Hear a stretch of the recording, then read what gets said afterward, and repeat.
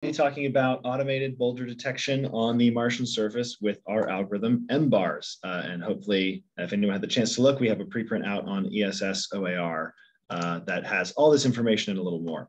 So I'm going to talk a little bit about the background and why we created this algorithm in the first place, some of the models and principles we use to do the boulder detection, the workflow of our algorithm, MBARS, our results in terms of accuracy in comparison to some other techniques, and then some preliminary results on some of the science questions we are looking at.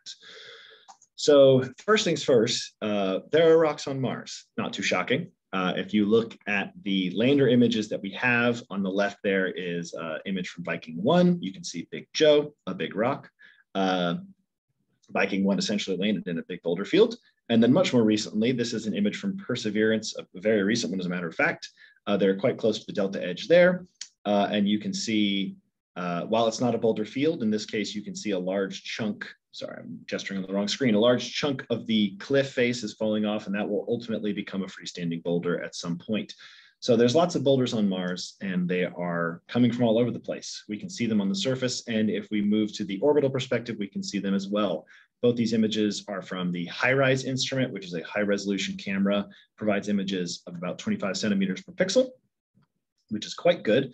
And you can see in this image, boulders, again, eroding off of a cliff face. This is in Cerberus fossae, so much fresher trenches, potential relationship to seismic activity over there. And on the right, these are boulders in the northern lowlands. And this is an area I'm going to talk about a good bit. But this feature here you can see is a impact crater, but it's been relaxed quite strongly. There's no relief left, but you can see the crater rim or former crater rim is marked by these boulders. So all this is to say that there are boulders on the Martian surface. We can see them quite clearly in satellite images, and they're participating in lots of processes, lots of physical surface processes. One of them, potentially at least, is some kind of clustering process. These two images are also HiRISE images, and they show boulders in the northern lowlands, potentially clustering along the edges of the polygonal terrain, these contraction polygons that form due to subsurface ice. So the upper image, to me, is a little more obvious. You can see some curvilinear chains of boulders. Lower image, perhaps less so. But this was suggested to be a process that was occurring, boulders clustering into the edges of the polygonal terrain, and there were some processes suggested as shown diagrammatically here, but this was also contested in 2017. Another paper came out saying that they looked at boulders and found them not to be clustered into polygon edges. So we are sort of at an impasse. Two groups are saying two different things. And our solution to this, what the idea was that if we can count enough boulders, then we can bring a quantitative answer to this problem. And that's exactly what MBARS is supposed to do. So if we can automate the boulder detection and measuring process, we can get enough statistics to answer the question quantitatively, perhaps conclusively. So in designing MBARS, we designed it to do that, to count boulders automatically. We built on prior shadow-based detection methods. And so we didn't want to reinvent the wheel. We wanted to do it the way it's been done, the way it's been proven. And the workflow is built around going from images, HiRISE images specifically, to boulder maps, giving you the location and diameter of each boulder. So we take this accessible piece of data, an image, and turn it into a boulder map, just a map of where all the boulders are and how big they are. And the ultimate goal here is to quantitatively examine many more HiRISE images in this fashion than has been done before, and go beyond not just whether or not the boulders are clustering, but where on the surface they're clustering and to what degree they are clustering. So some of the principles we use to detect the boulders, because these will define how the algorithm really works. So we detect boulders via their shadows. And one of the first assumptions you kind of have to make in doing that is you have to assume anything casting a shadow is a boulder. That is the first step. Now, of course, we put shape and size limits on this. So too large, it's obviously not a boulder, it's perhaps some topography or something like that. So if you are able to identify shadows, you can call those shadows boulders. You need a model for what sort of shape you expect, shape of shadow you expect a boulder to cast. So we assume that the boulder shadows are half ellipses, as drawn here, which are cast by spheroidal boulders, circular in map view, but the height is unconstrained. And with that model in place, it's actually fairly straightforward. Once you outline this shadow, You figure out the ellipse upon which that shadow is inscribed. The boulder width and boulder height are pretty straightforward to pull out. The boulder width is just the width of the shadow. And the length of the shadow tells you something about the height. It's a little more complicated, but you can get that information from it. Now, if we're detecting boulders via their shadows, you have to answer an important question. How dark is a shadow? You have to draw a line around the shadow and ultimately decide how dark what the boundary between shadow and non-shadow is. And the problem here is penumbra or penumbrae. In any situation where you have a shadow being cast, you have the dark shadow, and you also have sort of intermediate shadow, penumbra. These are induced on Earth by scattering, which is a less prominent on Mars because of the thin atmosphere. But the HiRISE instrument imparts its own point spread function, its own blur on the image. So we get an apparent penumbra in the images. So we have to draw a line somewhere in this intermediate shadow range and say, okay, if you're darker than this, you're a shadow. If you're brighter than this, you are not. And how we approach that is with a model of that point spread function and a model of the blurring of the shadows. So we create an artificial background. This is meant to replicate the background of the image, the soil, just the terrain. We plop an artificial shadow into it, this dark blue square, and then convolve it using the HiRISE point spread function, essentially what the camera is doing. And then when you look inside that shadow, you can see the background has been darkened outside the shadow and the interior of the shadow has been brightened, which is exactly what happens in the images. And so then we can look at the brightness of the shadows and from that determine what the brightness, how dark or bright the pixel needs to be considered within or not within shadow. However, this model still has parameters. Precisely where you draw that brightness darkness boundary within the shadow is a matter of model parameters. So we still have the problem of at some point you have to decide how dark your shadows are. So our answer to that question is how dark is dark enough to match human answers. So we use manual boulder counts within small areas of each image to calibrate MBARS and try and match those results so that we know MBARS, the algorithm, is working properly.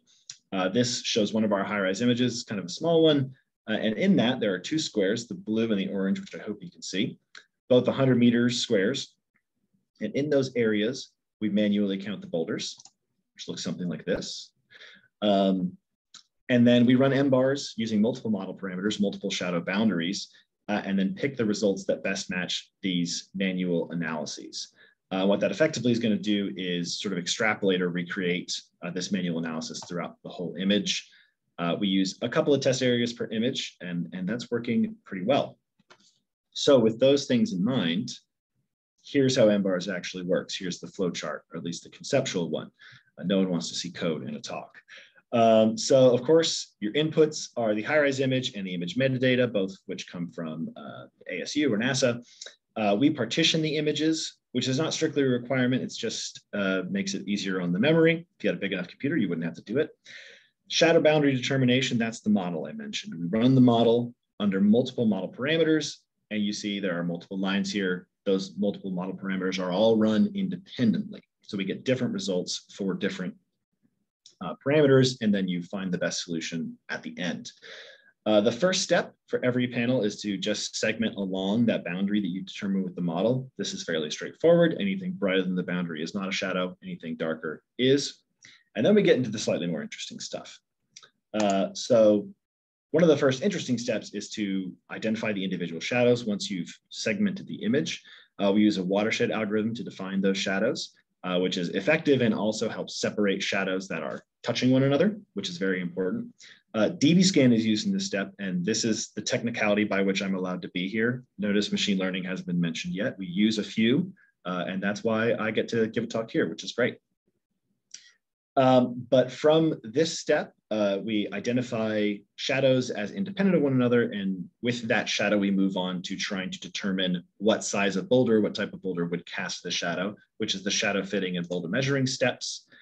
We use orthogonal distance regression to match the ellipses to one another as the model, that diagram I showed with the spheroidal boulders, and then measuring the boulders once you have that ellipse is trivial. You just pull the measurements out. And there is a final step that looks back through the image and checks for overlapping boulders. That also uses k-means, another unsupervised machine learning method. And I can give more details on that if anyone's curious. But what this results in is a boulder map, a GIS-ready list of boulders with their morphometry, a bunch of points that just say the boulder is here, here's how big it is, here's how tall it is, and a couple of other fit parameters and things like that. You take all those boulder maps and then you do a comparison to your manual results, figure out which of those boulder maps best matches your manual results, and the one that does is your best fit boulder solution. Now, from all of that, how does this work? You start with this, an image where you've manually outlined the boulders in a small area and turn it into this, a boulder map. Each one of those little red dots is a automatically detected boulder that's been measured, its width, measured its height, its location is known, obviously, and that's what the sort of output this algorithm produces. So how accurate is it? That's obviously an important question. We took 2 of our test images, noted here in the legend, and did a grid by number search, just pulled 100 boulders out of the image that are not in the test areas and just manually measured all of them, and then compared the numbers. How does the automatic do compared to the manual? And that's all shown here. You can see there's a scatter around unity, but if you consider anything plus or minus half a meter in accuracy to be an accurate count, our accurate estimates are upwards of 60%, which we think is pretty good. You, of course, have overestimates and underestimates, and all these boulders along the bottom are the false negatives where the algorithm missed it. But if you bundle all the accurate over and underestimates into a detection rate, our detection rates are 75% or above, which is quite good and competitive with some of the CNN, convolutional neural network techniques that are out there. So we're at least competing with those, and we're pretty happy with that. So that's accuracy, but how do we compare to other techniques that are out there? Now, I'm not going to compare to any machine learning techniques. I don't know of any papers that have published those results in a super accessible way. But what we do have are some of the other non-machine learning techniques that we can compare to that have been applied in these areas. So this is a bit of a busy plot, but we have 2 test areas in blue and yellow, or shades of blue and yellow.